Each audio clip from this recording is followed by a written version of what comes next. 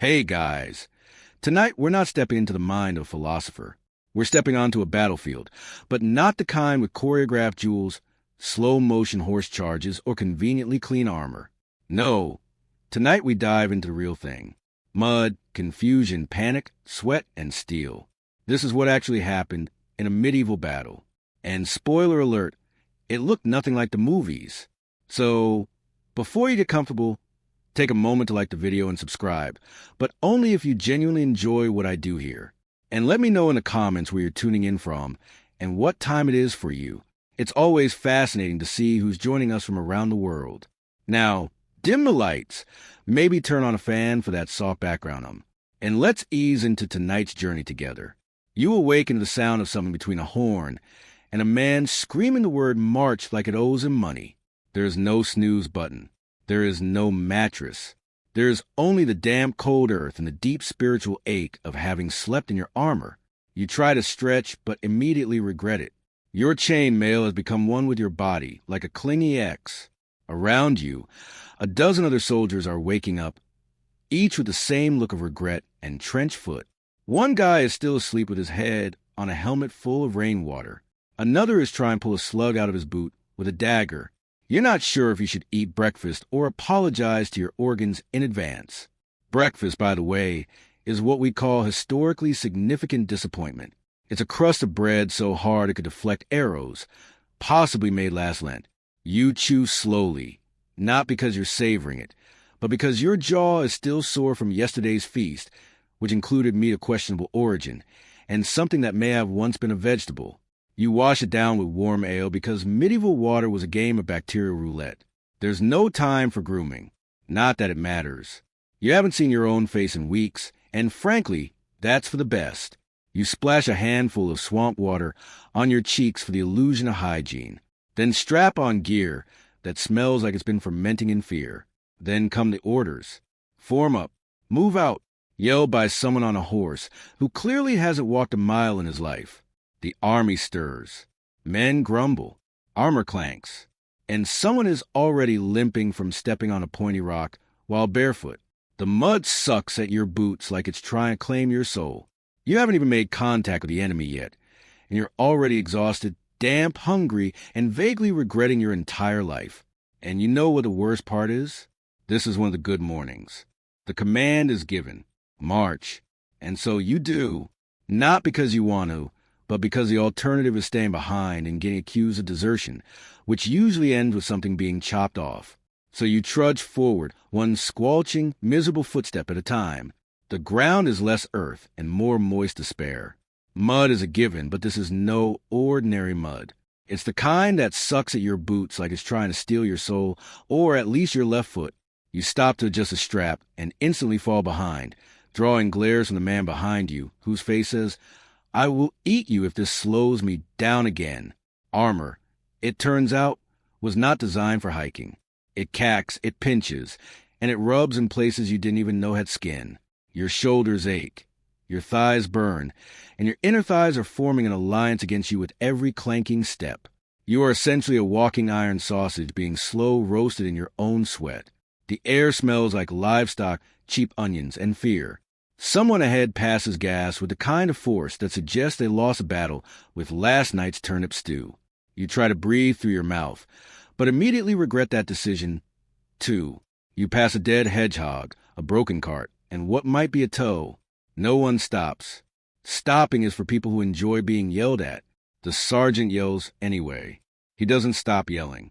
It's his entire personality now. Morale is non-existent. Some men sing war songs to cope. Others mutter prayers. One guy in the back just screams into the wind. No one stops him. Honestly, it helps. At one point, you think, maybe the enemy will surrender before we get there. Then you remember they're probably thinking the same thing, which means this is going to end with someone panicking, everyone stabbing, and you try to remember which end of the spear goes where. After hours, a hill appears. Of course it does. Every medieval battle takes place at the top of a stupid hill. As you begin the ascent, someone slips and rolls down. No one helps. They're better off now. And still you march. Eventually, you arrive at the place where you'll not sleep tonight, the battle camp. It's less base of operations and more organized outbreak. There are tents, sure, if you're nobility. The rest of you get a patch of mud, slightly less cursed than the rest. You stake your spot by collapsing on the ground and calling it a bed. Your neighbor does the same. Congratulations. You've started a trench community. The smell hits you next. A horrifying cocktail of wet wool, unwashed bodies, fermented boots, and whatever is rotting near the food cart. There's a buzz in the air. Not excitement, just flies. Thousands of them. Some of them have names now. You made peace with that. Then there's the latrine. And by latrine, we mean a shallow hole in the ground that was dug in haste and regret. Privacy? None. Smell? Biblical. You try not to look anyone in the eyes during your visit. Everyone's dignity has already fled. You're handed a bowl of stew. It's gray. That's the only flavor. Gray. You ask what's in it, and the cook makes eye contact for 5 uncomfortable seconds before walking away. You eat it anyway because you're starving, and you hope whatever meat is in there didn't have a name 2 hours ago. Some men are sharpening weapons. Others are playing dice. A few are praying very loudly, not out of devotion, but to make sure everyone sees that they're praying, just in case God's offering extra protection to the dramatic ones. Then there's the sounds. Hacking coughs, distant weeping, a man singing off-key about bread, and somewhere someone trying to play a lute like it's a weapon. You hear a night bark in order. He's clean. He smells like lavender. You hate him instantly. Night falls. You curl up in your damp cloak, lying next to a guy who snores like he swallowed a donkey. You try to sleep, but your brain's too busy imagining all the ways you could die tomorrow or tonight if that goat kicks you in your ribs again. And as you finally start to doze, a voice yells from the distance, "Form up at sunrise." Fantastic. Another beautiful morning awaits. Dawn breaks, and with it comes the icy realization that you're going to die in a field, probably soon, possibly before lunch. You haven't even brushed your teeth.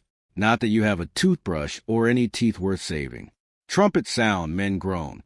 You crawl out of your damn cocoon of lice-infested wool to find your comrades already pretending to be motivated.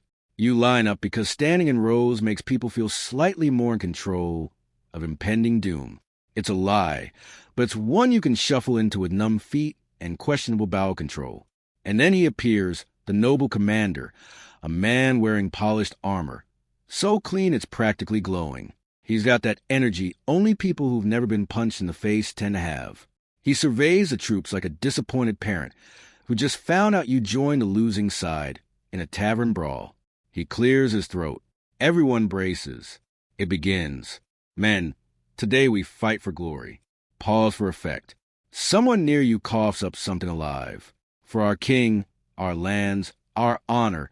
The crowd murmurs, mostly from stomach cramps, not patriotism. Look to your brothers. Look to your steel. You glance sideways.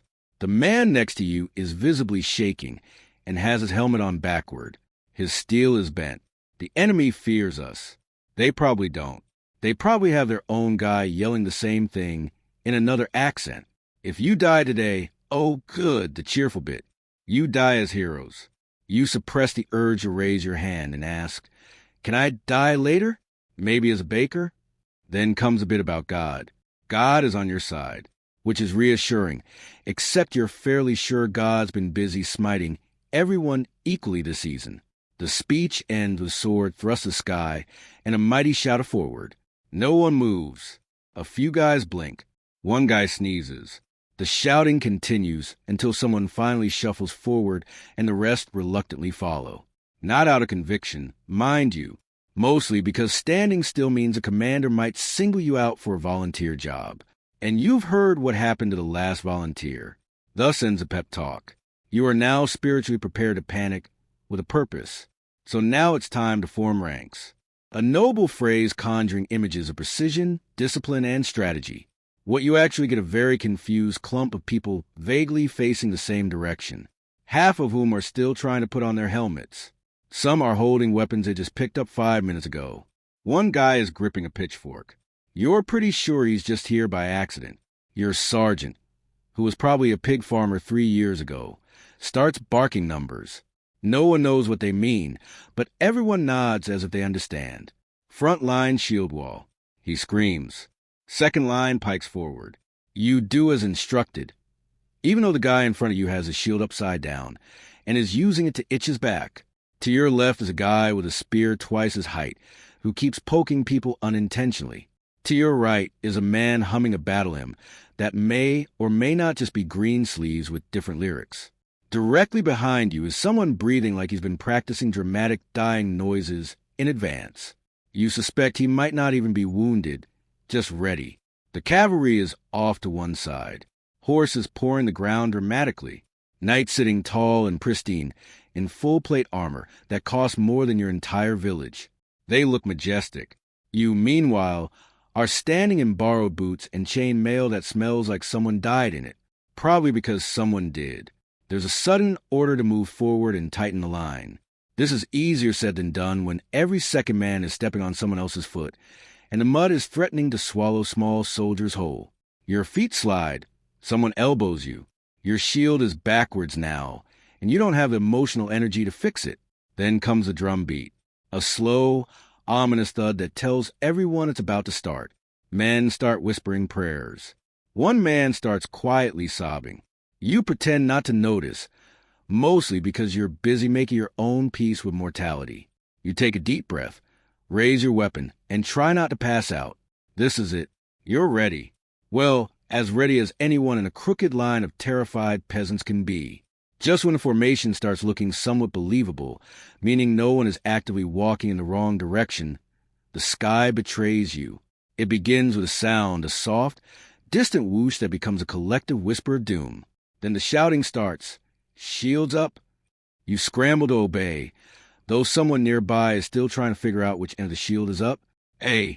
Moment later, the sky darkens, not with clouds, but with hundreds of tiny death sticks launched from the enemy's side with alarming enthusiasm. And then they fall. The arrows rain down with all the mercy of an angry god having a very bad day. The man 2 rows ahead of you drops instantly, an arrow sticking out his shoulder like a forgotten quill. Someone screams. Someone else curses in Latin. Or maybe he was just sneezing. It's hard to tell through the panic. Here's what the movies don't show. Arrows don't glide gracefully into targets like ballerinas with sharp toes. They thud, crack, stick, and occasionally bounce off armor before embedding themselves in things not meant to be pierced, like feet, thighs, and whatever counts as emotional stability.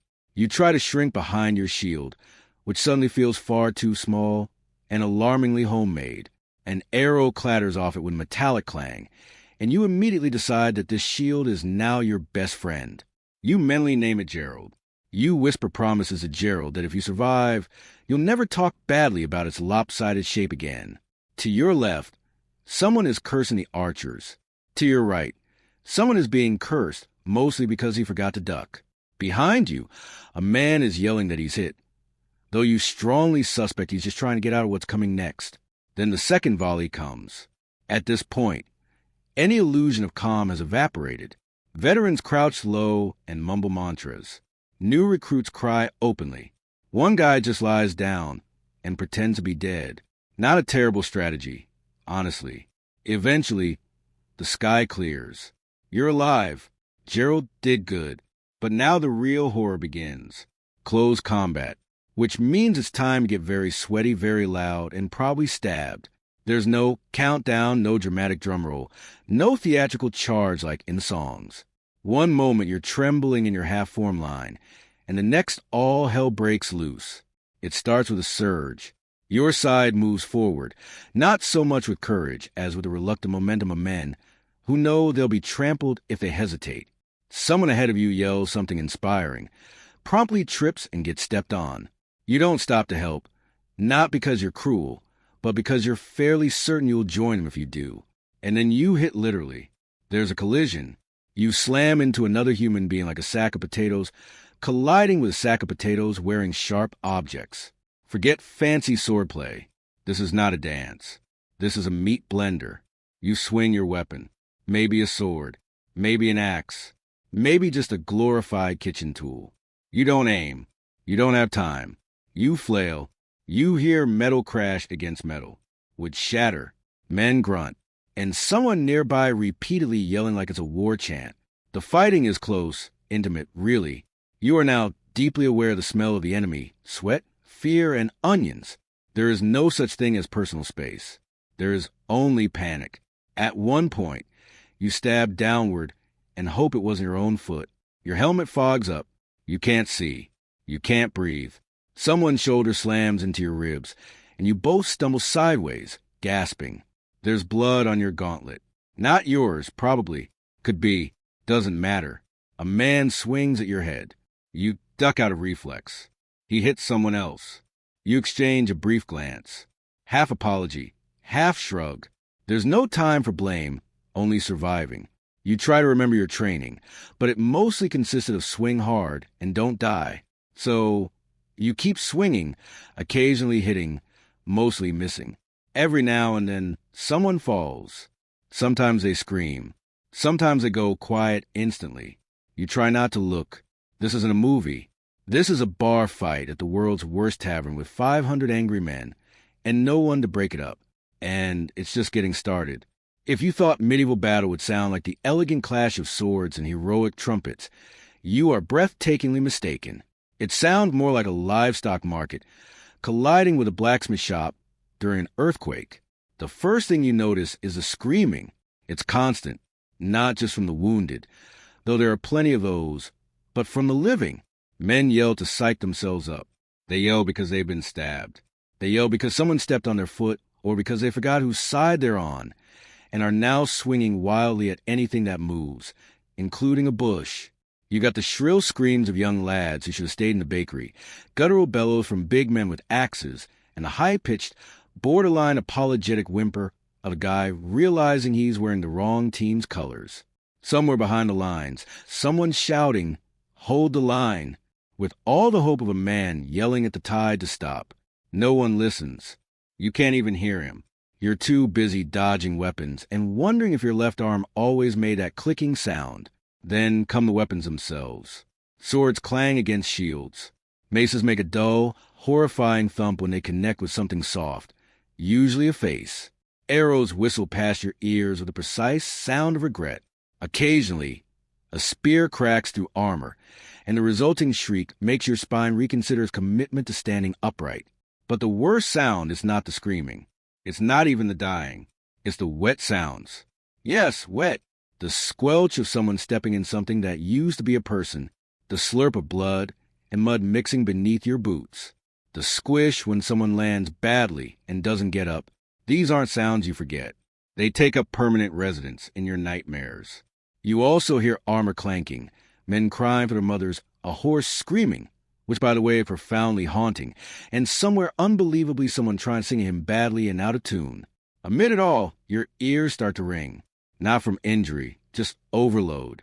You start to operate on instinct because your brain's given up and gone on break. And still the screaming continues. If you were hoping for a cinematic slow-motion end where you deliver a final monologue before dramatically collapsing, I regret to inform you that's not how this goes. Most people in a medieval battle died unseen, unheard, and from behind, usually by a guy who didn't even know your name. Sometimes it was even someone on your own side. You see, the battlefield is not a polite arena. It's a sweaty, chaotic mosh pit where everyone's one sneeze away from a fatal misunderstanding. 1 minute you're swinging your axe like you mean it. The next thunk, something pierces your back and your knees betray you. You fall forward into the mud with the grace of collapsing haystack. No one notices. No one has time. There are no final words. No hand to hold. Just you, the dirt, and the very strong suspicion that this could have been avoided if you become a monk. Then there are those taken down by horses. Not stabbed, not slashed, trampled. Nothing says ignoble death quite like becoming one with the soil beneath a panicked wearer named Buttercup. And let's not forget the friendly fire. Not the kind with explosives, but the kind where a poorly trained militiaman swings a flail in a wide, hopeful arc and accidentally removes your ear or your head. Either way, you're remembered as that guy who stood a bit too close to Jeff. Some fall and are simply left behind. Whether unconscious, injured, or just deeply committed to pretending to be dead, they lie still while boots stomp past. Some of them live, some don't. It all depends on luck, mud, and whether a looter mistakes them for actual cargo. And sometimes it's insultingly random. A slipped foot on blood-soaked grass, a snapped ankle in a hole someone dug to poop in, or getting crushed under a panicked pile of men trying to flee, but going the same direction. In short, medieval death wasn't majestic. It was awkward, undignified, and almost always sudden, which is why when a man survives, he's not celebrated for his bravery, but for his sheer dumb luck. Movies make them look majestic, galloping steeds ridden by chivalrous knights, charging nobly into battle like thunder-given legs. In reality, horses in medieval combat were less glory machines and more unpredictable battering rams with anxiety issues. When cavalry charges, you don't hear trumpets. You hear rumbling. Not the poetic kind, the kind that makes your ribs vibrate and convinces your lower intestines it's time to evacuate. You glance up and see them, enormous war horses bearing down at speeds you didn't think possible from something that eats grass for a living. The knights look impressive from afar. Shimmering armor, fluttering banners, and fancy helmets that scream, "I paid extra for this." But up close, it's just screaming from them, from horses, from you. Because here's the thing, horses do not care about your formations. They do not respect personal space. And they do not distinguish between enemy and guy just trying to stay alive.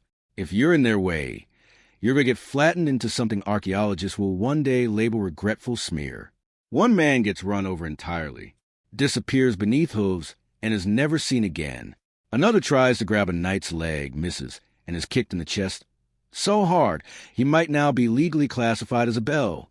Some knights fall off. A surprising number, actually, turns out slippery mud and full-plate armor don't mix. When they crash, the sound is somewhere between a pantry collapsing and a church bell being punched. They then lie there like confused beetles, flailing and cursing as they try to stand up before someone sticks them with something pointy. And don't think the horses are immune to chaos. One rears up dramatically, gets spooked by a flag, and bolts in the wrong direction, dragging its rider toward the latrines. Another simply refuses to move at all, which results in a shouting match between knight and horse that everyone awkwardly ignores. For infantry, there's only one rule. Don't be under the horse. It's a rule everyone learns quickly, often the hard way. By the end, horses are bloodied, men are scattered, and whatever formation existed is now a tragic memory. And the cavalry, they'll probably do it all again tomorrow. At some point in the battle, after the arrows, after the screaming, after you've been accidentally elbowed by at least 3 people on your own side, you fall? It might be from a shove or tripping over a severed limb or slipping on the world's sickest combination of blood, bile, and someone's recently spilled breakfast. Doesn't matter how it happens. You're down. And in medieval battle, falling down is not part of choreography. It's a decision point. You now have about 3 seconds to make a very important choice. Get up and maybe die, or stay down, and maybe die. Getting up is bold, noble, even also incredibly dangerous, because standing up in a battlefield means becoming a very obvious, very upright target in a sea of distractions. You might get speared just for trying. Worse, you might get trampled by your own side, who now view you as battlefield floor texture. On the other hand, staying down isn't exactly safe either. People fall on you. Horses stomp near you. Looters occasionally poke the bodies to see if they're dead or just trying really hard. And if someone figures out you're faking, they might get annoyed and fix the situation permanently. Still, many choose the dead possum method. Lie still, breathe shallow, and pray nobody steps on your spine. You listen to the chaos swirl around you. Steel hitting steel. Men crying out. The unmistakable wet splat of something ending poorly nearby. A man drops next to you. He doesn't move. You try not to look, and sometimes it works. You survive by being the battlefield's most committed plank. Eventually, the fight moves on. The noise fades, and you're still breathing. Victory, kind of. The problem is getting back up, because now you're covered in grime, blood, unclear who's, and the subtle shame of surviving via corpse impersonation. When you do rise, assuming you're not part of a new human pile, you look around, dazed, bent, and smelling like a haunted boot. No one cheers. No one notices. You're just another body that didn't stay down, which by medieval standards makes you one of the lucky ones. The battle is over. You're not quite sure how it ended. There was no dramatic banner raised, no villainous general shouting, "Retreat!" as trumpets blared. One moment it was chaos. The next fewer screams. Less clanging, more groaning. That's how you know it's done. The noise shifts from aggressive to exhausted. You look around, blinking through blood, hopefully not yours, and sweat. The field is littered with bodies, weapons, and the occasional boot that's somehow separated from its owner and is now resting politely atop a rock. It's quiet, unsettlingly so. Someone mumbles, "We won," with all the enthusiasm of a man who just found out he gets to live, but only in a tent full of disease. Another guy is yelling, "Victory," while clutching his own arm, which is no longer fully attached. You nod in agreement because technically, yes, you are upright, breathing, and mostly unperforated. That is victory. But the truth is, in medieval warfare, victory doesn't mean fanfare. It means not being dead yet. It means dragging your bruised, aching carcass back across the field of the camp, past fallen friends and former enemies, all of whom share the same expression. Really, this is how it ends. There's no celebration, no feast. You might get half a jug of war ale and some bread that's more weapon than food. A priest mutters prayers over fallen. A few men search corpses for anything useful. One guy finds a decent pair of boots and declares a day of triumph. Your commander, somehow still clean, makes a speech about bravery and honor. You can't hear it. Your ears are still ringing, and your brain is busy focusing on more important things like not collapsing. You think about the men who didn't make it. Then you think about your foot, which might be broken. Then you think about stew and immediately regret it. But you're alive. Filthy, traumatized, possibly concussed, but alive, which in medieval terms is what they call resounding success. You sit down on a rock, exhale, and say the same thing every survivor of every medieval battle has ever whispered under their breath. Never again. Then you get called back for another skirmish next week.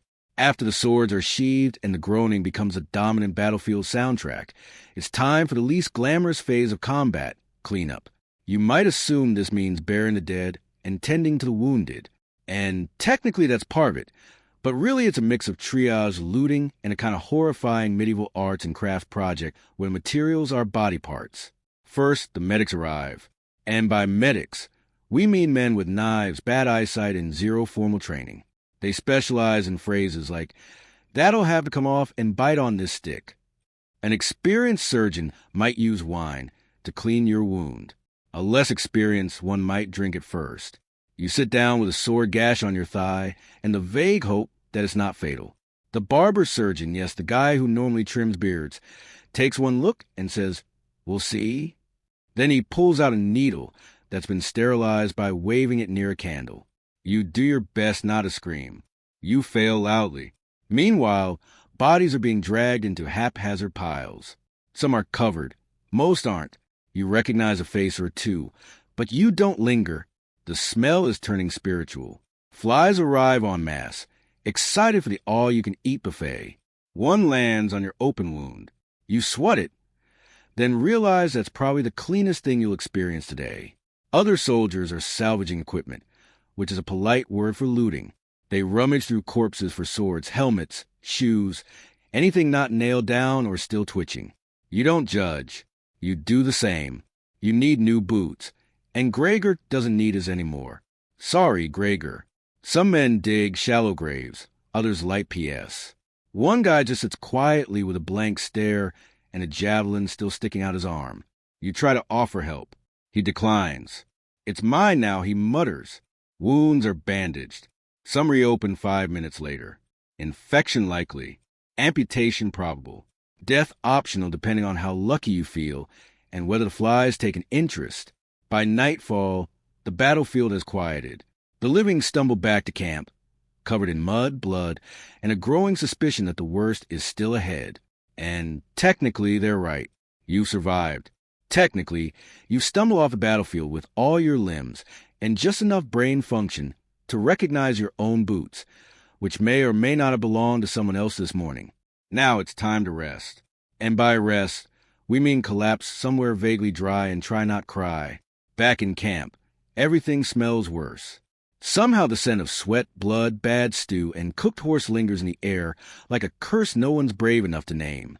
You find your spot, a patch of earth less swampy than the rest, and lie down with the grace of a dropped sack of onions. Around you, wounded men groan. Some scream. One sings badly. Another one prays to at least 3 different gods just to be safe. A soldier nearby is cleaning his blade with his shirt. He's still wearing it. The cook is ladling out what might be food. You approach and receive something in a bowl that is legally not soup, but emotionally still counts. It has a consistency of regret and the color of don't ask. You eat it. You have no shame left. That was lost somewhere between the 5th arrow volley and watching a man get slapped to death by a disoriented warhorse. You try to sleep. It doesn't work. You're too sore, too, and the guy next to you has started snoring with the intensity of a church organ falling down a hill. You shift positions 12 times and end up slightly wetter than when you started. You stare at the stars and wonder what you did wrong in a past life to deserve this one. Occasionally, someone limps in from the darkness, dragging a sword and muttering something about next time. There won't be a next time. There's always a next time. Your commander walks through camp pretending to look concerned. His armor is still polished. He's not bleeding. You hate him a little more. And yet you're alive. Your body's one massive bruise. Your brain feels like it's been boiled in onion ale. But you made it. This is what passes for downtime in medieval war. Tomorrow, the cleanup continues. Or worse, marching. Again, surviving a medieval battle doesn't earn you peace. What it does earn you is a seat around the fire, a lukewarm mug of something vaguely alcoholic, and the right to start rewriting history before your bruises even finish forming. This is how it always ends. Not with a noble ceremony or a bard singing songs of your heroism. No, it ends with a bunch of filthy, traumatized men sitting on damp logs trying to one-up each other with stories that get more questionable by the minute. You listen as a man swears he personally took down 6 knights with nothing but a frying pan. Another claims he caught an arrow midair and threw it back. Someone else says he faced off with a war elephant in France where there are no elephants. You nod. You sip. You lie a little too. In your version, you didn't trip over a corpse and scream. You strategically repositioned. The part where you try to crawl into a shrub to avoid cavalry. That becomes a stealth maneuver. You skip the moment where you beg the squire to hold your hand during the arrow storm, because everyone here is doing the same thing, turning trauma into legend. It's not about ego, it's survival. If you can laugh about it, maybe it didn't scar you permanently. If you tell the story well enough, maybe it'll drown out the actual memories.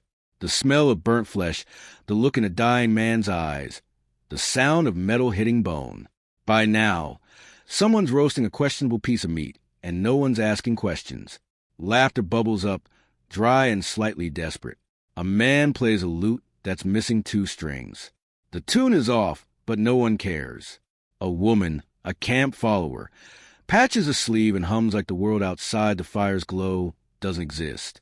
You stare into flames and think you lived through it barely, accidentally, miraculously. Soon you'll be on the road again, off to another fight, another glorious encounter. But for now, there's warmth, there's bread, there's a camaraderie of men who know exactly how much of your story is false. Because theirs is too. And for one night, at least, that's enough. Centuries before the Great Wall became a continuous monument slicing across northern China, the landscape was a chaotic checkerboard of kingdoms, each with their own ambitions and anxieties. This was the Warring States period, a time of relentless conflict when 7 powerful states clawed and bled for dominance over the Chinese heartland. These kingdoms, constantly at odds with one another, had little reason to cooperate. Instead, they raised individual walls, local makeshift defenses built from tamped earth, stones, and timber. These early fortifications were not part of some grand unified plan. They were desperate measures, the equivalent of drawing a line in the sand and daring your rival to cross it. More than barriers, they were statements of power. This is mine. Try and take it. But it wasn't just rival kingdoms they feared. To the north, beyond the cultivated fields and river valleys, roamed nomadic tribes. The Xiang knew chief among them. Skilled horsemen who moved like ghosts across the steppes, Raiding and vanishing before retaliation could even be organized. These raids weren't just inconvenient. They were existential threats. Livestock stolen, villages burned, and trade routes severed. The scattered states had little choice but to try and wall off the wild. The earliest of these regional barriers stretched for miles, but they were fragile, hastily constructed with rammed earth or layers of brush and mud. Some were reinforced with wooden stakes or crude stone blocks, but few were built to last. What they lacked in permanence, they made up for in manpower. Tens of thousands of peasants, conscripts, and prisoners were thrown into the grueling work, often with no choice and no rest. These isolated walls were often poorly maintained, crumbling in the face of time and weather. Still, they represented the beginning of an idea that China's northern frontier could be tamed, not through negotiation or diplomacy, but through sheer will and wall building. No single king envisioned the Great Wall as we know it today. That dream of unification, of a singular barrier stretching across the spine of China, would come later with the rise of an emperor who craved not just power but eternity in stone. And so, amid dust and blood, the groundwork was laid, not for a wall but for a legend. In 221 BC, after centuries of chaos, a single man did what no one before him had: unite all of China. His name was Qin Shi Huang, the first emperor of the Qin dynasty. And he didn't just want to rule. He wanted to redefine the landscape itself. Where others saw a fractured region stitched together by war, he saw the beginnings of an empire, and to protect it, he needed something colossal. One of his first decrees as emperor was to link and expand the existing regional walls built during the Warring States period. These individual barriers, some already decaying, others barely more than glorified trenches, would be joined into a single massive defense network to keep the nomadic Xiongnu and other northern tribes at bay. But this was no repair job. It was an engineering campaign of imperial scale. Qin's vision was not just about military defense. It was about power, unity, and control. A continuous wall symbolized not just the edge of civilization, but the edge of his personal authority. To build it, he conscripted hundreds of thousands, soldiers, peasants, prisoners, and scholars who would run afoul of the regime. Many were worked to death in remote mountain passes or scorching deserts. The wall earned a grim nickname among the people, the longest cemetery on earth. And yet the sheer scale of the project was unlike anything the world had seen. The materials were brutal and basic, rammed earth packed layer by layer between wooden frames. Workers stomped it down with their feet or pounded it using logs. Where stone was available, it was hauled by brute strength. Tools were primitive. The terrain was merciless. But Qin Shang was relentless. He didn't just build a wall. He built roads, standardized weights and measures, even unified the written script. In his mind, all of it, the roads, the rules, the walls, were part of one project to create order from chaos and leave behind an empire that would last forever. The original Qin Wall may not have looked like the iconic stone structures we picture today, but it was a foundation. It was the beginning of a boundary that would rise, fall, and rise again through dynasty after dynasty. And next, it would pass into the hands of the Han. After the death of Qin Shi Huang and the swift collapse of the Qin dynasty, many of his sweeping reforms were rolled back. But not the wall. The Han dynasty, 206 BC, 220 CE, which rose in the Qin's wake, recognized the same eternal truth. China's northern border was never truly secure. And so rather than abandon the project, the Han emperors doubled down, expanding, strengthening, and redefining the Great Wall. Under Emperor Wu of Han in particular, the wall wasn't just a military barrier. It became the backbone of imperial strategy. The Han launched massive campaigns to push back the Xiongnu, those same nomadic horsemen who had terrorized the north for generations. In doing so, they extended the wall farther than ever before into regions that would eventually serve as arteries of trade and movement for centuries.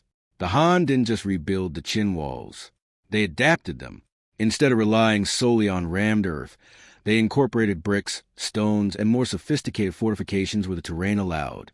Watchtowers were added at intervals, allowing soldiers to spot raiding parties from afar and light signal fires, an early warning system that let news of an attack travel hundreds of miles in a matter of hours. More than a military tool, The Han Wall became a logistical network. Garrison posts, signal towers, and supply depots turned the wall into a functional military road. Troops could move quickly, supplies could be relayed efficiently, and messages could travel with blazing speed by beacon or runner. The Great Wall had become more than a line. It was now a living system of defense. Life along the Han Wall was harsh, but not forgotten. The Empire stationed thousands of soldiers and settlers in remote forts, creating a frontier society where families, merchants, and outposts clung to imperial protection. Over time, these lonely stations became small communities, and in their shadows, cultures met. Han Chinese and nomadic tribes trading, mingling, and occasionally clashing in these dusty crossroads. By the end of the Han era, the wall had transformed into something new, not just a line of defense, but a symbol of imperial presence in the vast northern reaches. And yet, even the mighty Han could not hold the line forever. Next came chaos, collapse, and eventually a new dynasty with a bold new style of wall building. With the fall of the Han dynasty in 220 CE, China once again unraveled into political disunity and warlordism. What had been a powerful centralized empire splintered into rival kingdoms during the Three Kingdoms period, followed by centuries of instability. And as the emperors fell, so too did the priority of the Great Wall. Many stretches of the Han and Qin walls crumbled into dust. Neglect, erosion, and looting took their toll. Station outposts were abandoned. Watchtowers collapsed. In many regions, the wall became less a structured defense and more a buried memory, half swallowed by shifting sands and creeping vines. Without a strong central government to maintain it, the Great Wall was simply too vast to preserve. But the threats from the north never disappeared. Nomadic powers like the Kambi, the Rurin, and later the Gurks rose and expanded across the steppes. Some of these groups would eventually carve out their own kingdoms within China, blending cultures while redefining borders. The wall in these times was less a hard border and more a relic of an older vision of defense, a line that no longer matched the political reality. Yet, fragments of the wall still served local rulers. Some warlords and regional dynasties used leftover segments of the ancient defenses as the skeletons for new fortifications. Others mined the old walls for materials. Bricks and stones were repurposed to build homes, temples, or regional walls of their own. It was a slow cannibalization of fallen empires' bones. Meanwhile, in the popular imagination, the wall faded. It was no longer an empire-wide project, but a thing of legends and old records. Chinese poets wrote of distant battlegrounds and border fortresses, painting the northern frontier as a cold, bitter place where men went to die and was seldom remembered. Still, even in this time of decay, the idea of the wall remained powerful. It lingered as a symbol of what China had once been and what it could be again, a dream of unity, strength, and clarity in the face of chaos. And that dream would stir once more when a new dynasty born from military conquest and fueled by ambition rose from the ashes. The Ming. But first, centuries more would pass.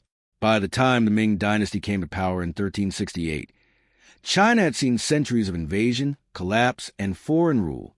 The trauma of the Yuan dynasty, ruled by the Mongols, was still fresh. The Mongol armies had thundered through the north and controlled China for nearly a century. When the Ming overthrew them, it wasn't just a political victory. It was a cultural reckoning. And with that came an urgent priority. Never again. The Ming emperors saw the need for a fortified northern barrier not as symbolic, but as utterly practical.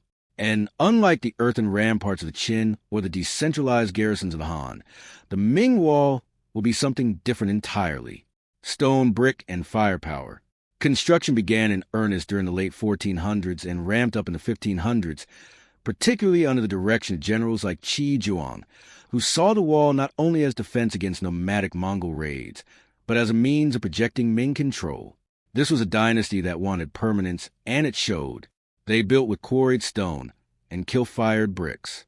The ramparts were reinforced, drainage systems were added, watchtowers rose at regular intervals, and beacons were installed to send up smoke signals in daylight and flames at night. This was the version of the Great Wall that most people picture today. Massive, winding, iconic.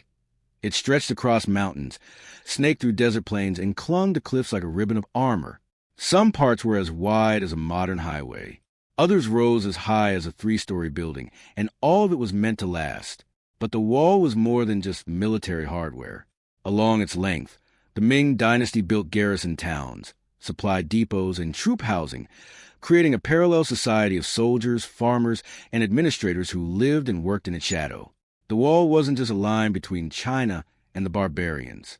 It was a lifeline for the soldiers who defended it and the empire that depended on it. Still, the Ming Wall wasn't impenetrable. The nomads adapted. Raiders found weak points. Corruption spread among guards. And when the Manchus came, they didn't charge through the wall. They were let in. But before that fall, the Ming had done the impossible. They turned a myth into stone and made the Great Wall truly great. Behind the grandeur of battlements and parapets, the Great Wall was also a place of grit, monotony, and survival. For the thousands of men stationed along its vast length during the Ming dynasty, life wasn't heroic. It was harsh, cold, and often forgotten by the empire they swore to protect.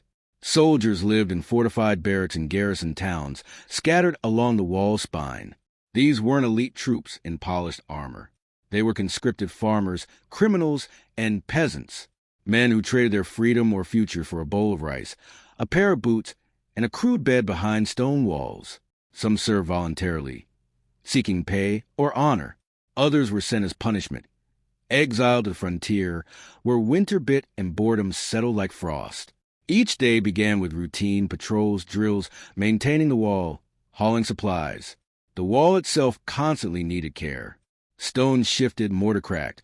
Watchtowers required mending.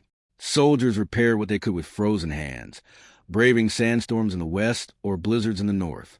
There were no holidays, only shifts, and the distant, ever-present threat of a Mongol raid. Food was simple and often scarce. Millet, beans, and salted meat. Vegetables were grown in small plots where soil allowed. If a raiding party struck a supply caravan, it wasn't just an inconvenience. It could mean starvation. Disease was common. Morale was low. Desertion, despite the punishment of execution, wasn't unheard of. But life wasn't all bleak. Families often accompanied soldiers, creating small, insular communities along the wall. Children were born in its shadow. Merchants traveled between garrisons, trading wine, cloth, and gossip. Some posts even saw cultural blending as nomadic groups, and Han settlers intermingled through trade, marriage, or uneasy peace. Then there were the beacon keepers, stationed at isolated towers far from any garrison. Their job to watch the horizon. A column of smoke by day, of fire by night. That was a signal. Fast, simple, and terrifying. These men lived alone or in pairs, surrounded by nothing but silence and sky. To live on the Great Wall was to exist between worlds, between empire and wilderness, between myth and reality. These were the invisible lives that kept the wall standing. Not emperors, not generals, just ordinary people with callous hands and cold feet. And yet for all their effort, the wall could not hold forever. For centuries, the Great Wall stood as the ultimate symbol of Chinese strength. Unyielding stone against shifting sands, empire against the unknown. But walls, no matter how high or thick, are only as strong as the people guarding them. And in the 1600s, that strength cracked, not from an outside charge, but from within. By the late Ming dynasty, corruption had spread like rot through the imperial system. Salaries were delayed or stolen. Supplies vanished before reaching garrisons. The once disciplined soldiers manning the wall were now underpaid, underfed, and overworked. Morale plummeted. Many garrisons turned to smuggling and local trade to survive, often working with the very steppe nomads they were supposed to repel. It was in this weakened state that the Ming faced their greatest threat yet, the Manchus, a rising power from the northeast. Unlike earlier nomadic tribes, the Manchus were organized, politically savvy, and just as determined to rule as any Chinese dynasty. They didn't need to storm the wall with fire and fury. All they needed was an open gate. That gate came in 1644 when a Ming general named Wu Senengui made a decision that would change history. Faced with a peasant rebellion that had already seized Beijing, and with his own forces outmatched, Wu opened the Shanghai Pass, one of the most critical entries through the wall to the Manchu army. He hoped they would help suppress the rebellion. Instead, They took the capital and founded a new dynasty, the Qing. In one stroke, the Great Wall's entire purpose collapsed. It had not been conquered. It had been bypassed, betrayed by those it was meant to protect. The wall could not defend against shifting loyalties, desperation, or political convenience. Under the Qing, the Great Wall faded from strategic importance. The empire expanded deep into the north, pushing past the barrier that once marked the edge of civilization. The wall was no longer a frontier. It was a relic, a memory of a different world. And so the Great Wall, which had taken centuries to build, was rendered obsolete in a single moment of human error. No breach, no siege, just a key in the wrong hands. But legends rarely die so easily. After the Manchus took power and the Qing dynasty expanded China's borders well beyond the wall, the once mighty fortification began to fade, not with a crash, but with a whisper. It was no longer a military necessity. Trade routes bypassed it. New fortresses were built deeper into the frontier. The Great Wall, that colossal symbol of imperial resolve, simply became irrelevant. Without purpose, maintenance ceased. The garrisons emptied. Watchtowers were left to crumble. Local villages scavenged its bricks to build homes, wells, and pig pens. In some places, entire stretches were dismantled stone by stone, not out of malice, but practicality. Why quarry new material when the old wall sat unused? In deserts, sand slowly swallowed sections of it. In the mountains, roots split stones apart. Rains washed away mortar. Centuries of storms, earthquakes, and time turned once grand battlements into lopsided ridges and forgotten humps on the horizon. Travelers and poets still spoke of its grandeur, but few cared to visit. For most of the Qing dynasty, the wall was a monument to a bygone age, respected but rarely maintained. It wasn't until the 19th and early 20th centuries, as China struggled with foreign invasion, civil war, and modernization, that the wall began to reemerge in the national consciousness. Foreigners, especially European explorers and scholars, started to arrive with wide eyes and notebooks. They romanticized it. They marveled at it. Some even misunderstood it, believing the entire structure had been built by one emperor or that it was visible from the moon. By the time the People's Republic of China was established in 1949, the wall had become more than stone. It was a symbol of Chinese identity, endurance, and ingenuity. Mao Dong famously said, "He who has not climbed the Great Wall is not a true man, turning from a ruin into a patriotic rite of passage." In the late 20th century, restoration project began, particularly near Beijing. Tourists flocked to sites like Battling, where the wall was reconstructed to its Ming glory. Other sections, wild, broken, and authentic, remained untouched, slowly succumbing to nature. From forgotten ruin to global icon, the Great Wall had completed a strange journey. No longer a barrier of defense, it had become a bridge to the past, a reminder of what people can build when driven by fear, ambition, and dreams that stretch across centuries. The Great Wall of China is one of the most recognized structures on Earth. Yet much of what people know about it is wrapped in myth and exaggeration. Contrary to popular belief, it's not a single wall, but a network of fortifications built by different dynasties over 2,000 years, stretching through mountains, deserts, and plains. It doesn't form an unbroken line. And no, it's not visible from the moon. But the truth far more fascinating. The wall is less about stone and mortar and more about memory and metaphor. It represents a civilization's long struggle to define itself, not just against outsiders, but against the chaos within. It tells a story of emperors obsessed with order, of peasants forced into backbreaking labor, of generals whose legacy was measured not in victories, but in feat of construction. It's the product of ambition so great it left a scar visible from the sky. Throughout Chinese history, the wall has meant different things to different people. To emperors, it was a symbol of control. To soldiers, it was a prison of duty. To poets, it was a lonely place echoing with the wind and the weight of separation. And to modern China, it had become a cultural anchor, a reminder of endurance, strength, and national pride. Tourists come by the millions, hiking restored paths, and posing beside ancient watchtowers. They're drawn not just to the view, but to the myth, the idea that human hands could shape something so vast, so defiant it would outlast kingdoms, dynasties, even time itself. And in many ways, it has. Yet large portions of the wall remain in ruins. Over 30% has already disappeared, eroded, or dismantled. Preservation is now a race against weather, development, and neglect.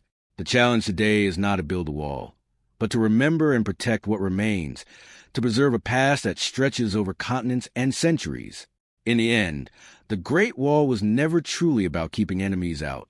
It was about drawing a line between civilization and wilderness, between empire and uncertainty, between what was known and what was feared. And in doing so, it became something greater than defense. It became legend. Stone by stone, story by story, the wall still stands.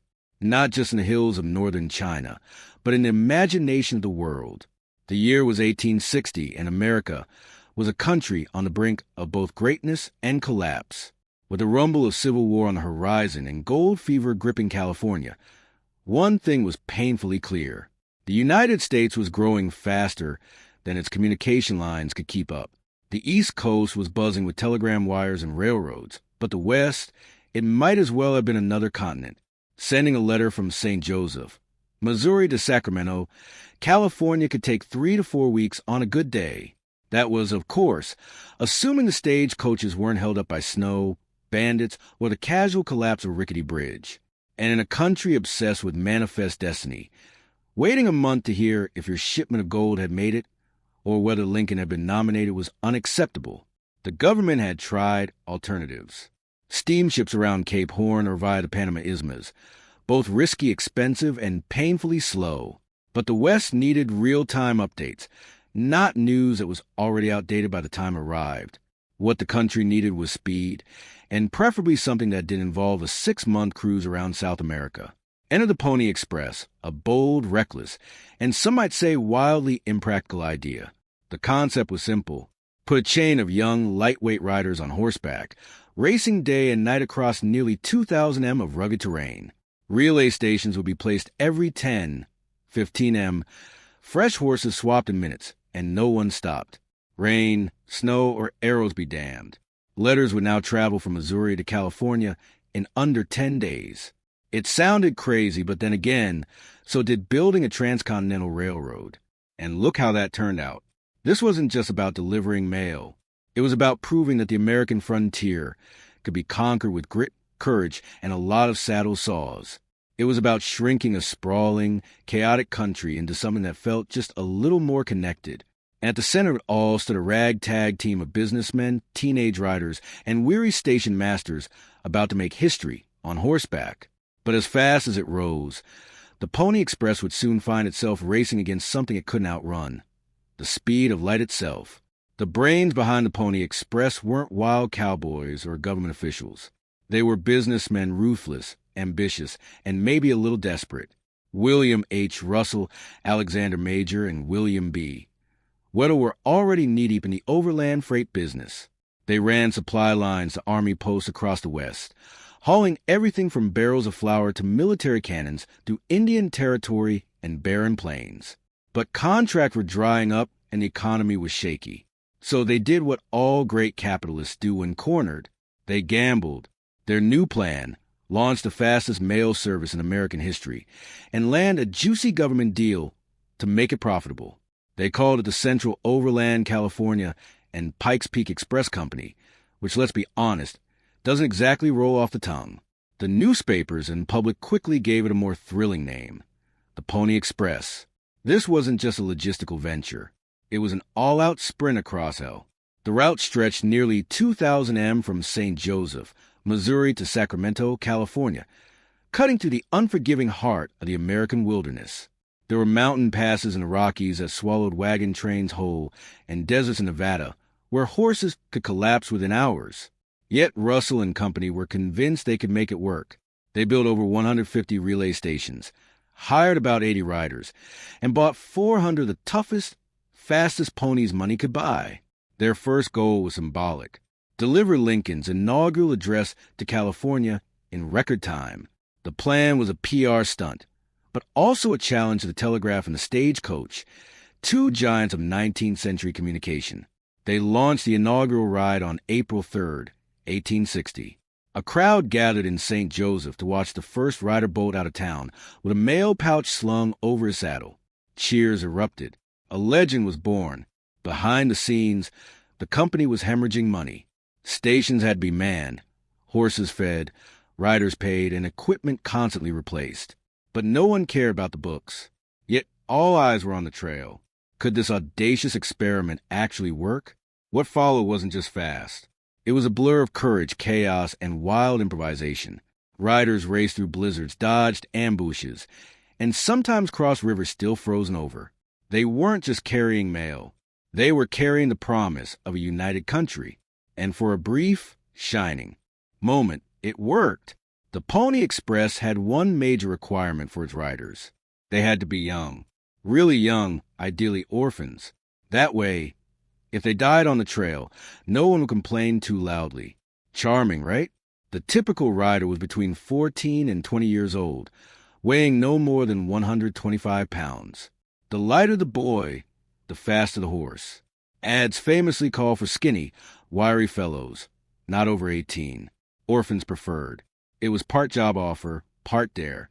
And the ones who answered were a special breed, reckless, stubborn, and wired for speed. Among the most legendary was William Buffalo Bill Cody, who would later become a Wild West icon, though there's debate about how much he actually rode for the Express. The image of a teenage Cody charging through hostile territory with nothing but a revolver and a mail pouch helped fuel the mythos.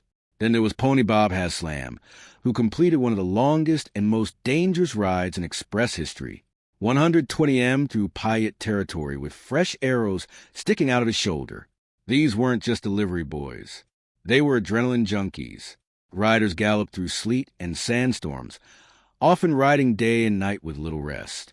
They carried a mula, a saddlebag designed to be easily tossed between horses, which held a sacred cargo, about 20 of letters, tightly packed and sealed in oilskin to protect against the elements. Every second mattered.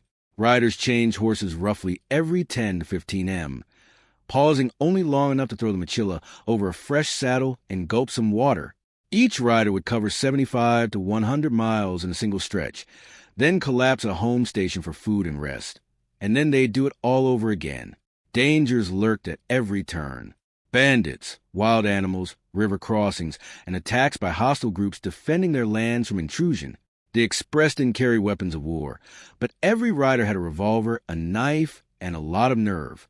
They rode alone through the night, often with no company except for the sound of hooves and the wind.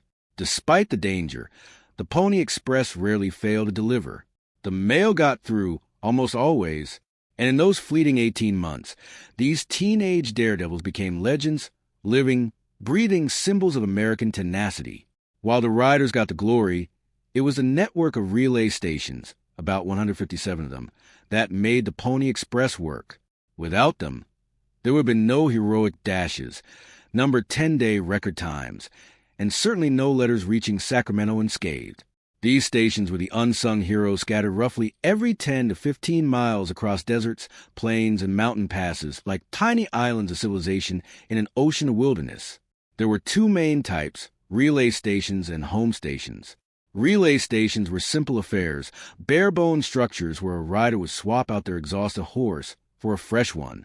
The exchange was a pit stop in the purest sense, often completed in under 2 minutes. Picture it. A kid barely old enough to vote, galloping in at full speed, flinging the mochila onto a waiting saddle, and bolting off again in a cloud of dust. Home stations were spaced about every 75 to 100 miles and served as the rider's resting point. Here, the young men could eat, sleep, and attempt to recover before heading out again. These were often operated by station keepers and their families living in isolated cabins or sodas with little more than a fireplace and a sense of duty. Mail delivery depended on them. A missed horse, a closed gate, or a sleepy attendant to cause hours of delay. And that was unacceptable. Life at these stations wasn't glamorous. Supplies were scarce. Stations in the high desert or deep plains had to fend off raids, survive brutal winters, and deal with wildlife ranging from rattlesnakes to wolves. Station keepers often lived with a rifle within arm's reach and slept with one eye open. And yet, the system worked most of the time. Horses were strategically placed. riders followed strict timmets. Each station served as a heartbeat in the grand circulatory system of the Pony Express. Miss a beat, and the whole organism suffered. But when it all clicked, it was magic. Messages that once took weeks suddenly arrived in 9 or 10 days. A letter sent from New York could pass through dozens of hands, hundreds of hooves, and across a continent's worth of peril, and still arrive ahead of schedule. The system was bold, fragile, and breathtakingly efficient, but it was also expensive. And now it was time to pay the bill. The Pony Express was fast. Blazingly, unbelievably fast for its time. But speed came at a cost. And not just in risk, sweat, or the occasional horse that dropped dead mid-route. The cost was very real, very financial, and very unsustainable. From the very beginning, the Pony Express bled money. Operating across 1,000 miles of harsh terrain required enormous resources. Just building the infrastructure, stations, barns, corral, and supply depots cost the founders around $200,000, a fortune in 1860. Then there were the horses, hundreds of them, each bred for speed and endurance, not longevity. And of course, the riders and station workers all had to be paid barely. Each letter cost the customer $5 for half an ounce in the beginning. Adjusted for inflation, that's roughly $170 today. Just to send a short message. Even when the price eventually dropped to $1, it was still out of reach for most Americans. The service was used mostly for urgent government or business correspondence. Think Wall Street, not Grandma's birthday card. Despite all the daring, all the glory, the Pony Express was never a profitable enterprise. The founders, Russell, Major, and Weddell had banked on securing a lucrative government mail contract. But that deal never came. The U.S. Post Office was reluctant to fund what many saw as a dangerous stunt, and political instability in the lead-up to the Civil War didn't help matters. By late 1860, the financial strain became unbearable. Horses needed feeding. Stations required constant upkeep. Riders had to be replaced. And all of this was funded out of pocket. Worse, the public perception of the Express as a kind of romantic adventure masked the brutal reality. It was a logistical nightmare running on borrowed time. Then came the knockout punch. In October 1861, the transcontinental telegraph was completed. Suddenly, a message could travel coast to coast in mere seconds. No horses, no riders, no risk, just dots and dashes over wire. It was the future. Cold, efficient, and utterly unstoppable. 2 days after the telegraph line opened, the Pony Express shut down. 18 months. That's all it lasted. But in that short span, it became legend. And not because it made money, but because it proved something bolder, that America could outpace its obstacles. On October 24th, 1861, a tiny but deafening revolution clicked into place across America. The final link of the transcontinental telegraph was completed, connecting the East Coast with the West for the first time in history by wire. With that one moment, the very thing the Pony Express had been designed to solve, speedy cross-country communication, was rendered obsolete. Messages that once took 10 days by horse could now be transmitted in minutes. It wasn't glamorous. There were no charging stallions or heroic riders racing through blizzards, just trained telegraph operators tapping out Morse code into buzzing machines. But it worked, and it worked better than anyone expected. For the Pony Express, it was like trying to outrun lightning. You could be the fastest courier alive, but you couldn't beat the raw efficiency of electricity traveling down a copper wire. 2 days after that telegraph line was completed, the Pony Express officially folded. No dramatic finale, no farewell ride, just silence. Ironically, the same silence left behind after the last Morse signal went out each night. For Russell, Major, and Waddell, it was financial disaster. They had poured everything into the business, hoping to secure that elusive government contract. But the government, now enamored with the telegraph, saw little use for a horse-based mail system. The company was dissolved, its assets sold off, and its founders faded into bankruptcy or obscurity. And yet, for all its speed and progress, the telegraph didn't inspire the same kind of emotional resonance. You couldn't paint it in heroic brushstrokes. There were no ballads about clicking dots and dashes. The Pony Express, despite its failure, had the better story. Its riders became legends. Their exploits were retold in dime novels, stage plays, and eventually Western films. Even Buffalo Bill, whose actual involvement with the Express was likely exaggerated, built an entire career on the back of that legend, touring the world as a symbol of Wild West courage. So, while the Telegraph won the race, the Pony Express won the myth. It represented a final gasp of old-world adventure before America truly became wired, mechanized, and modern, though the Pony Express galloped into history in just 18 months. Its legend would outlive its brief lifespan by more than a century. Almost immediately after its shutdown, writers, journalists, and showmen began turning it into myth, a romantic tale of danger, speed, and rugged American spirit.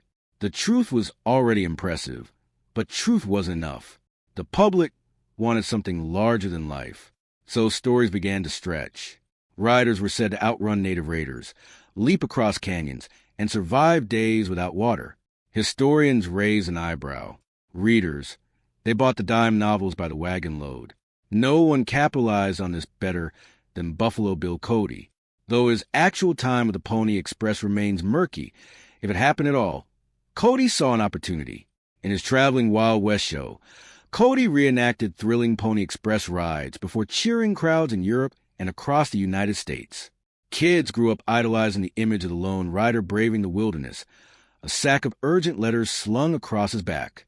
By the late 19th century, the Pony Express had become more than a failed mail service. It had become a national symbol of frontier bravery, of manifest destiny, of a time when a single teenager on a Mustang could carry the weight of the nation's communication on his shoulders. Towns along the original route started commemorating the stations. Statues were built, plaques were placed. In St. Joseph, Missouri, and Sacramento, California, historical markers proudly declared, "Here began the Pony Express." School children were taught about the riders like they were founding fathers on horseback. And Hollywood, of course, came galloping in.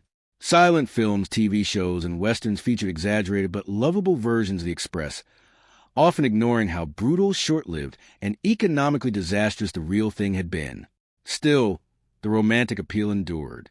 And maybe it's because the Pony Express tapped into something timeless. The idea that sheer determination and grit could overcome impossible odds.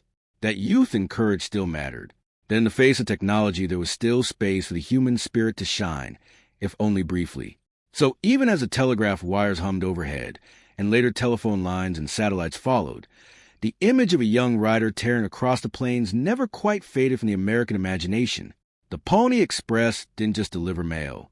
It delivered a myth, a blueprint, a rugged silhouette of what Americans wanted to believe about themselves. In a country stitched together by ambition and risk, it became the perfect story, bold, brief, tragic, and full of speed at its heart. The Pony Express captured a uniquely American fantasy that one individual with enough courage and determination could carry the burden of a vast nation on their back. A teenage rider braving storms and arrows symbolized not just frontier grit, but youthful defiance against the impossible. It wasn't about efficiency. It was about heart. As the 20th century dawned and America entered the industrial age, that cowboy on a mission energy became a kind of nostalgic fuel. Railroads might have spanned a continent, and telegraphs might have connected cities in milliseconds. But those machines lacked soul. The Pony Express was the last time communication felt human, urgent, and heroic. It was the last romantic gasp before wires and gears replaced muscle and sweat. Politically, the story of the Pony Express was also convenient. It painted the expansion westward as noble and exhilarating rather than messy, violent, or exploitative. Schoolbooks taught it as a triumph of courage, not a story of risky capital investment or conflict with indigenous peoples. In this way, the Pony Express helped launder the more uncomfortable parts of American expansion into a feel-good narrative. A teenager galloping through the desert is easier to celebrate than a land dispute or a bankrupt freight company. Still, that doesn't diminish its impact. It proved that the West could be connected, that distance could be conquered. And even though the Express failed financially, it helped pave the way, literally and figuratively, for the infrastructure that would follow. The telegraph, the railroad, the transcontinental highway. In a way, the Express was America's awkward teenage phase. Bold ideas, clumsy execution, high ideals, and a few broken bones along the way. It was a short-lived miracle that set the stage for something bigger. And even now, when modern communication happens with a tap, there's still something stirring about a lone horseman galloping into the unknown, because somewhere, buried deep in the dust, is a reminder that progress once came on four legs and raw nerve. On October 26, 1861, just 2 days after the Transcontinental Telegraph line went live, the last Pony Express rider galloped into Sacramento. There were no fireworks, no farewell parade, just a quiet end to one of the boldest communication experiments in American history. It was over just like that. But that final ride wasn't a failure. In fact, it was a victory lap. The Express had done its job. It had proven that a country as wide and wild as the United States could be connected quickly, reliably, and with human tenacity. Even though it was replaced by the flicker of telegraph signals, the Pony Express had set a standard. Urgency, bravery, and daring could still matter in a world of wires and machines. In the decade that followed, the Pony Express became almost mythological. Statues of galloping riders were raised in town squares. Reenactments were performed every July. Postal stamps commemorated its brief, breathless run, and historians, sometimes amused, sometimes in awe, continue to revisit those 18 months that changed how America imagined itself. It's easy to forget how fragile the whole thing was. Letters were carried in lightweight pouches that could be passed between riders in seconds. Horses were trained to run full tilt over cliffs, rivers, and mountains. Riders were barely old enough to grow a beard. There were ambushes, stampedes, and snowstorms. And still, against all odds, most of the mail made it on time. The Express also left behind something more subtle, a template for how Americans would view risk and reward. Silicon Valley founders and Wall Street gamblers often talk about Pony Express energy, bold moves made fast with the odds stacked against you. It's still used as a metaphor for trying something insane just because it might work, even if it doesn't. Today, when you send a message across the planet in a second, it's hard to grasp what 10 days on horseback meant. But that's the point. The Pony Express isn't remembered because it lasted. It's remembered because it tried. For one brief shining moment, a bunch of kids on horseback outran the world. And though they were eventually passed by the telegraph, the telephone, and the internet, they did what few ventures ever do. They made history. And then they became legend. And that more than speed is what made the Pony Express unforgettable. Before the violin found its place beneath the chins of concert masters and soloists, before it filled opera houses and sonatas with aching emotion, it lived many lives under many names.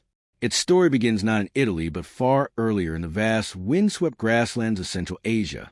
Here, centuries ago, horsehair was strung across simple wooden bows to stroke the strings of instruments like the moriner and the rebab. These early bowed instruments used by nomadic herders produced low nasal tones that mimicked the human voice or the sounds of the animals they lived alongside. The idea was revolutionary, using friction rather than plucking or striking to sustain a note. It was the birth of an expressive technique that would echo across cultures. As trade routes flourished, these instruments moved westward along the Silk Road, through Persia, into the Arab world, and eventually into southern Europe. The reed in particular was carried into moist Spain during the 8th and 9th centuries, where it mingled with local traditions. Meanwhile, the Byzantine Empire developed the lyra, another bowed instrument that would later influence Eastern European designs.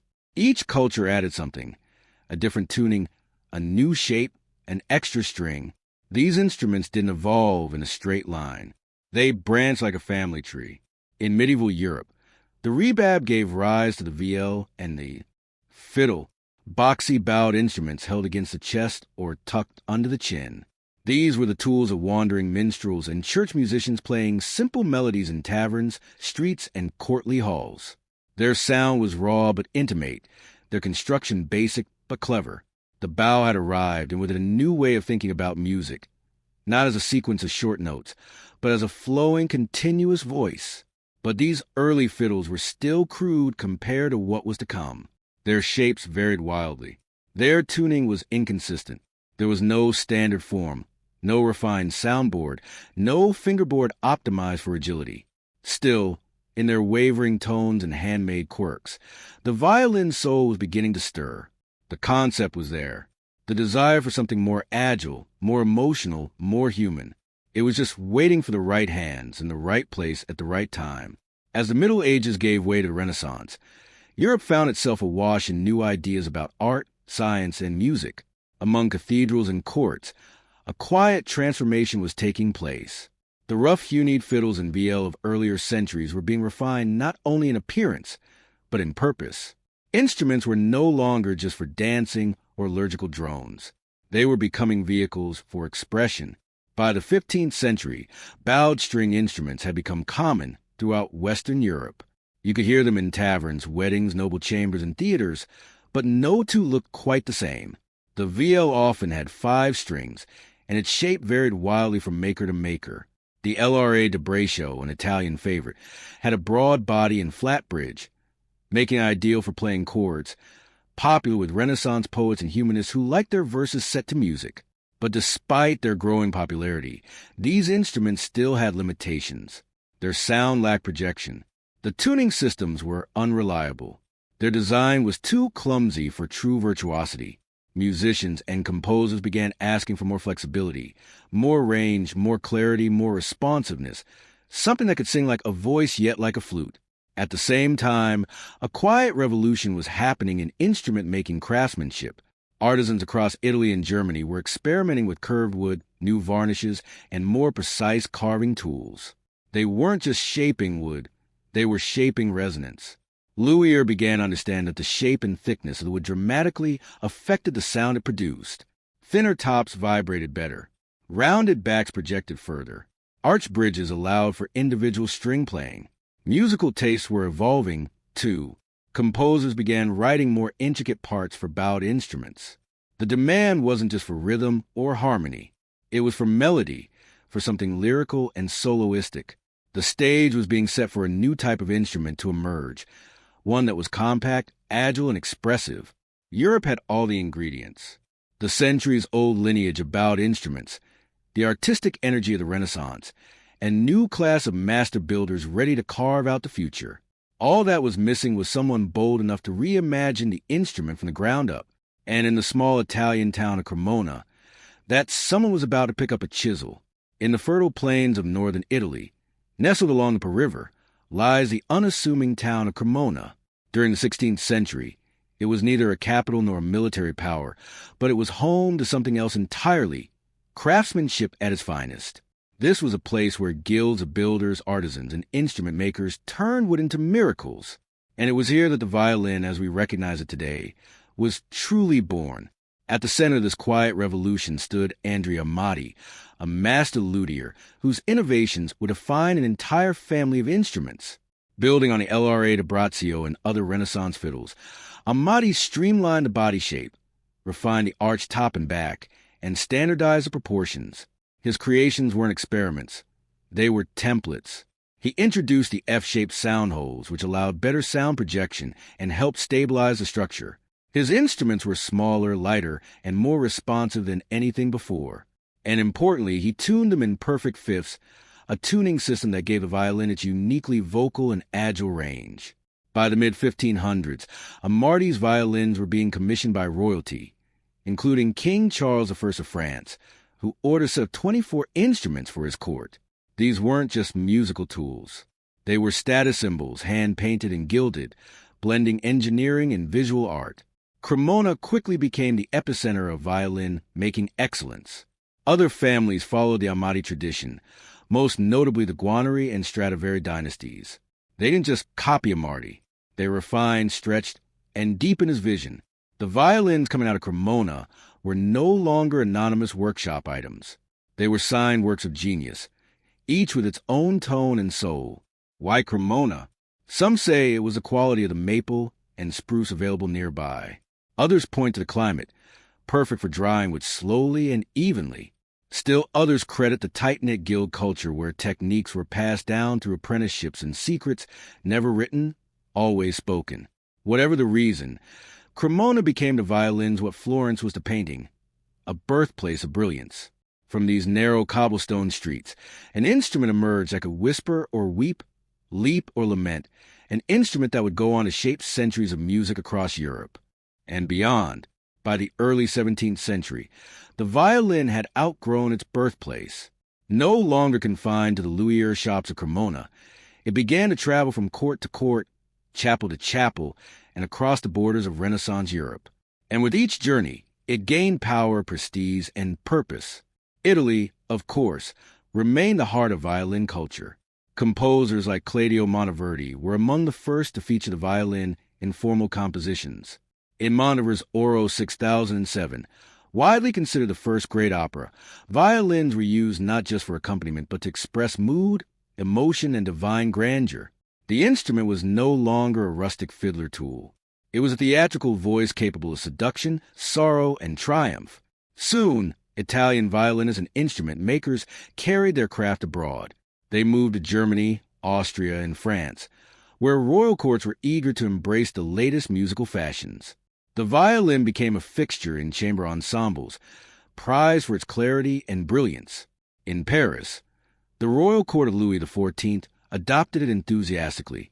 The Sun King even had an official 24-member violin band, the Louvain Quattrivando, a powerful endorsement of the instrument's rising status. Meanwhile, Germany and Austria began developing their own schools of violin playing and construction. Makers like Jakob Steiner gave the instrument a broader, deeper body, favoring a warmer tone over the sharp brilliance of the Italian designs. Violinists such as Heinrich Bieber pushed the instrument's technical boundaries, writing demanding solo works filled with ornamentation and emotional complexity. Churches, too, embraced the violin. It accompanied choirs, filled stone cathedrals with soaring melodies, and took part in sacred oratorios. No longer considered too sensual or secular, it was now accepted into the highest realms of spiritual music. By the end of the 17th century, the violin had become more than a curiosity. It was essential to composers, to performers, and audiences. It was equally at home in a smoky tavern, a royal ball, or a candle-lit cathedral. And it wasn't done yet. Next came the golden age of violin making, and the rise of a name that would become synonymous with perfection, Antonio Stradivari. If Andrea Amati gave birth to the violin, Antonio Stradivari perfected it. Born in Cremona in 1644, Stradivari was trained in the tradition of the Amati workshop, but he quickly moved beyond imitation. What he created in the late 17th and early 18th centuries would become the gold standard not just of violins, but of musical craftsmanship itself. Stradivari's instruments weren't merely beautiful. They were transcendent with a keen eye for selection, subtle asymmetry and shaping, and a still mysterious varnish that added depth both visually and sonically. Stradivari violins possessed a tone that was clear, powerful, and hauntingly warm. They could project to the back of a concert hall, yet whisper intimately to a single listener. Stradivari built over 1,000 instruments in his lifetime: violins, violas, cellos, and even guitars. About 650 survive today, each one named like royalty: the Messiah, the Soil, the Lady Blunt. Many are still played by the world's greatest soloists. Even centuries later, their sound remains unmatched.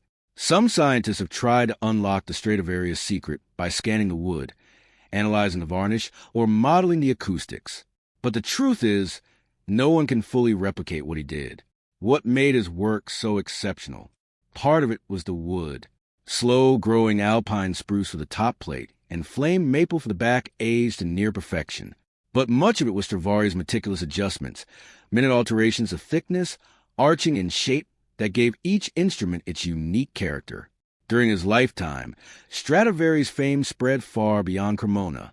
Kings, dukes, and virtuosos sought his instruments. His workshop became legendary even after his death in 1737. Musicians regarded a Stradivarius as the ultimate prize, a tool so responsive it felt alive. Stradivari wasn't the only great luthier of his time. The Guarneri family, especially Joseph Guarneri Delu, produced violins with darker, more aggressive tones favored by soloists like Paganini. But Stradivari's name endured as a myth. His instruments like relics from a divine era of sound making. The golden age of violin making had peaked, and from this point forward, the violin would move from the hands of makers to the stage into the era of virtuosos who would stretch it and the human spirit to its limits. By the 18th century, the violin had fully evolved from a supporting voice into a starring role. It no longer just filled in harmonies or led dance rhythms. It began to speak as if endowed with a personality of its own, and in the hands of a new breed of performers, the virtuoso, the violin became an instrument of awe.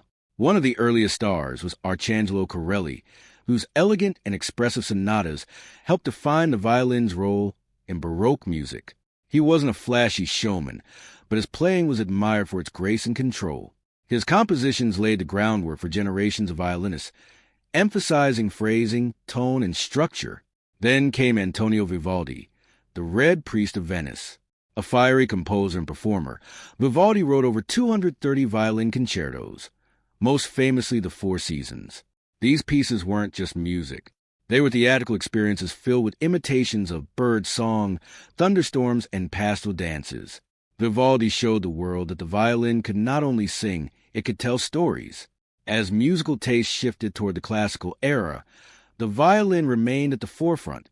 Composers like Mozart and Beethoven wrote violin sonatas and concertos that demanded nuance, speed, and deep emotional intelligence. The violinist was no longer just a technician. They had to be a storyteller and a dancer moving with the orchestra and breathing life into every phrase. But it was in the early 19th century that the idea of the violinist as a mythic figure reached its peak thanks to Niccolò Paganini. With his gaunt appearance, supernatural stage presence, and seemingly impossible technique, Paganini was more than a musician. He was a phenomenon. Audiences whispered that he had made a deal with the devil. His fingers flew across the strings in dizzying displays of double stops, harmonics, and left hand pizzicato. His 24 caprices for solo violin remain a towering Everest for modern players. Paganini changed everything. After him, violin playing would never be the same. He elevated the instrument's celebrity and ushered in an age where soloists were as revered as kings. With every bow stroke, the violin was no longer just an instrument. It was a voice, sometimes divine, sometimes demonic, always unforgettable.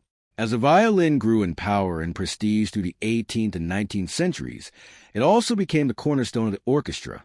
Once a companion to singers and lutes, the violin now led the charge. Melodic, expressive, and versatile, it became the instrument composers relied on to carry their grandest ideas. The transformation began with the Baroque orchestra, where strings already formed the foundation. Violin sections first and second emerged to provide harmony and melody. Composers like Bach and Handel gave the violin prominent roles in their concertos and orchestral suites, but it was still part of an ensemble identity. There were no massive string sections yet, just tight, intimate groups. Then came the classical era, and everything expanded. Composers such as Haydn and Mozart shaped the modern symphony, and the violin took center stage. Haydn, often called the father of the symphony, built rich, balanced orchestral textures with violins as a melodic engine. Mozart went further, giving violins delicate, soaring lines and treating them with tenderness and agility. In his symphonies, the violin could be playful, tragic, or divine, all within a few measures. But it was Beethoven who truly transformed the orchestra. He expanded its size, deepened its emotional range, and placed unprecedented demands on every section, especially the strings. The first violins often carried the primary themes, while the second violins played crucial harmonic and rhythmic roles. No longer background players, they were now the narrators of symphonic drama. By the Romantic era, orchestras had ballooned in size, and the violin was king. Brahms, Tchaikovsky, Dvorak, and others gave the violin lush melodies and heroic passages, both in symphonies and concertos. The orchestral violinist had to master nuance, endurance, and ensemble coordination, all while keeping up with rapidly evolving musical complexity. Conductors, too, began relying on the concertmaster, the lead violinist, not just to lead the section, but to bridge the gap between conductor and orchestra. In many ways, the concertmaster became second in command, responsible for tuning, bowings, and setting the tone for the entire ensemble. From chamber groups to 100-piece orchestras, the violin had woven itself into the very DNA of Western art music. It wasn't just an instrument anymore. It was the voice of the symphony itself. By the 20th century, the violin had long since conquered Europe's concert halls. But its journey was far from over. No longer confined to the symphony or opera pit, The violin began to cross borders and genres, weaving its voice into cultures far beyond its Italian roots. In Eastern Europe, the violin had already taken on a vibrant, expressive role in Romani gypsy music, long before it was ever featured in Tchaikovsky or Brahms. In Romani hands, the violin danced, cried, and dazzled with virtuosic flourishes and heartbreaking melodies. It became a voice of resistance and celebration passed down through oral tradition, not conservatory instruction. Across the Atlantic, the violin transformed again into the fiddle. In American folk, Appalachian, and bluegrass music, the violin shedded aristocratic clothing and put on worn boots. It became a communal instrument, leading barn dances, storytelling through reels and jigs. Its style changed too. Quick rhythmic bowing, open tunings, and spontaneous improvisation took center stage. In India, the violin found an entirely new identity, adapted into Carnatic and Hindustani classical music. It was played seated, resting on the floor, the scroll angled toward the player's ankle. Indian violinists mastered micro ones, slides, and ornamentations foreign to Western ears, yet perfectly suited to raw and tala. The instrument had crossed a cultural bridge and become something uniquely Indian. Meanwhile, in Latin America, the violin flourished in mariachi bands and folk ensembles. In Argentina, it danced alongside the bandon in the smoky world of tango. In Mexico, it serenated with soaring lines over trumpets and guitars. Everywhere it went, the violin adapted, not by dominating, but by listening and blending. Jazz took the violin yet another step forward. In the 1930s and 40s, players like Stéphane Grielli turned the instrument into a swinging, playful lead voice in a hot club of France. Later, Jean-Luc Ponty and Regina Carter redefined the violin for fusion and modern jazz, proving it could groove, bend, and improvise with the best of them. By the 21st century, the violin had become a global citizen. It could speak any musical language: classical, jazz, folk, experimental. Its voice could be lush or raw, precise or wild. And still, through every transformation, it remained unmistakably itself. In today's world, the violin stands at a fascinating crossroads, a timeless instrument in a rapidly changing age. It still holds its throne in orchestras, concert halls, and conservatories. Yet, it also thrives in genres and places the old masters could never have imagined. Its voice, haunting, human, endlessly adaptable, continues to echo across continents and cultures. In classical music, the violin remains essential. Young prodigies dazzle on global stages, playing concertos written centuries ago with fresh emotion and technical brilliance. International competitions like the Queen Elizabeth or the Menuhin launch careers and keep the classical tradition alive and fiercely competitive. But there's a shift happening. More players are challenging tradition, pushing the boundaries of what the violin can be. Contemporary composers are writing for the violin in new ways using extended techniques, electronics, loops, and non-Western tunings. The violin isn't just singing anymore. It's scratching, whispering, shrieking, tapping. It can mimic machines, birds, or pure chaos.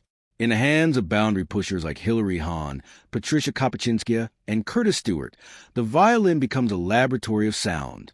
Meanwhile, technology is reshaping how we interact with the instrument. Electric violins, once a novelty, are now common in pop, rock, and experimental music. Artists like Lynn C. Sterling blend choreography, EDM, and cinematic themes into viral violin performances that reach millions online. It's a reminder that the instrument's appeal isn't just sonic. It's visual, emotional, personal. Education, too, is evolving. With YouTube tutorials, online masterclasses, and digital sheet music, the violin is more accessible than ever. A student in Nairobi or Limmer can learn from a Julia professor with the tap of a screen. But alongside this democratization comes a challenge: how to preserve depth and discipline in a world obsessed with speed. Still, through all the noise, the violin endures. Why? Because it is and always has been an extension of the human voice. It cries like we do. It sings like we wish we could. And whether it's played on a creaky stage, a subway platform, or in front of 10 million subscribers, the violin still has the power to stop time, if only for a moment. Delicate yet defiant, ancient yet evolving. The violin isn't just an instrument, it's a storyteller, and its story is still being written.